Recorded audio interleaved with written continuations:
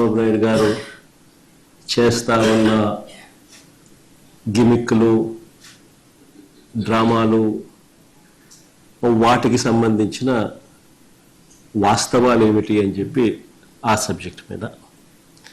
మూడోది, ఉద్యోగులకు ఏ రకంగా చంద్రబాబు నాయుడు అన్యాయం చేస్తున్నాడు, ఏ రకంగా ఉద్యోగులను రోడ్డు పాలు చేస్తూ ఉన్నాడు అనే సబ్జెక్టు మీద చంద్రబాబు నాయుడు చేస్తూ ఉన్న తీరును, ఆయన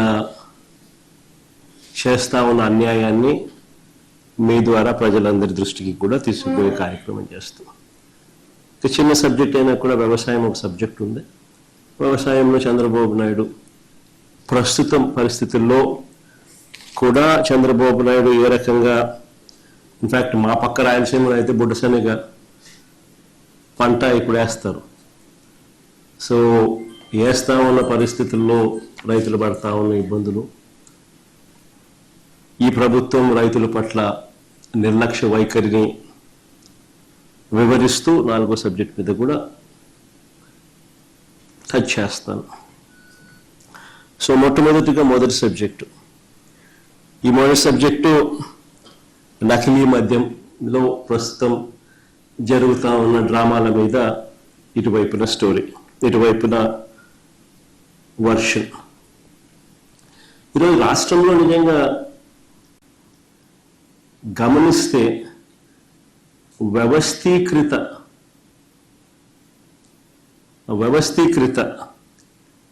illicit spurious liquor, illicit spurious మద్యం అన్నది వ్యవస్థీకృత పద్ధతిలో ఏకంగా ఈరోజు మందు అమ్ముడు కాబడుతా ఉన్న పరిస్థితులు ఈరోజు రాష్ట్రంలో కనిపిస్తూ ఉన్నాయి. ఫస్ట్ టైం నిజంగా ఒక స్పూరియస్ లిక్కర్ కానీ, ఇల్లిసిట్ లిక్కర్ కానీ వ్యవస్థీకృత పద్ధతిలో ఏకంగా మద్యం విక్రయాలు జరుగుతూ ఉండడం అన్నది ఎప్పుడు ఇంతకుముందు ఈ రకమైన మాఫియా అనేది బహుశా ప్రపంచ చరిత్రలో ఎప్పుడు చూసిందో అది కూడా ఇప్పుడు గమనిస్తూ ఉన్నాం. ఏకంగా నకిలీ మద్యం చిన్నపాటి ఫ్యాక్టరీలే కనిపిస్తూ ఉన్నాయి రాష్ట్ర వ్యాప్తంగా. నకిలీ మద్యం అంటే ఇల్లిసిట్ అండ్ స్పూరియస్ లిక్కర్ ఏదైతే తయారు చేస్తూ ఉన్నారో వారి మద్యాన్ని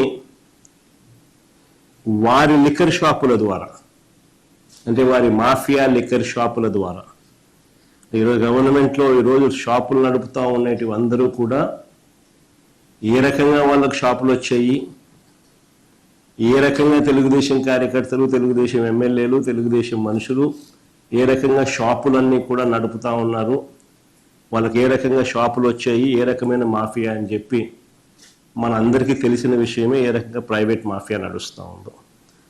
సో వాళ్ళ షాపుల్లోనే ద్వారానే మద్యాన్ని కూడా వాళ్ళే తయారు చేస్తున్నారు, వాళ్ళ షాపుల ద్వారా వాళ్ళే మద్యాన్ని కూడా అమ్ముతా ఉన్నారు.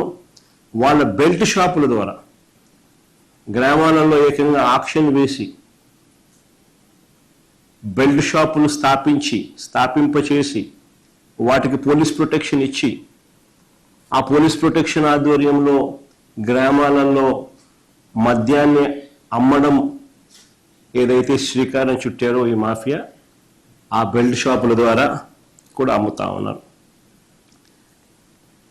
బెల్ట్ షాపులే కాకుండా ఏకంగా ఇల్లీగల్ పర్మిట్ రూములు వీళ్ళ ఆధ్వర్యంలోనే జరుగుతూ ఉన్న ఇల్లీగల్ పర్మిట్ రూముల ద్వారా కూడా మద్యాన్ని విడిగా అమ్ముతా ఉన్నారు. ఈ కల్తీ మద్యాన్ని ప్రభుత్వ ఖజానాకు వేల కోట్ల రూపాయలు నష్టం కలిగిస్తూ, ప్రజల ఆరోగ్యాన్ని పణంగా పెడుతూ,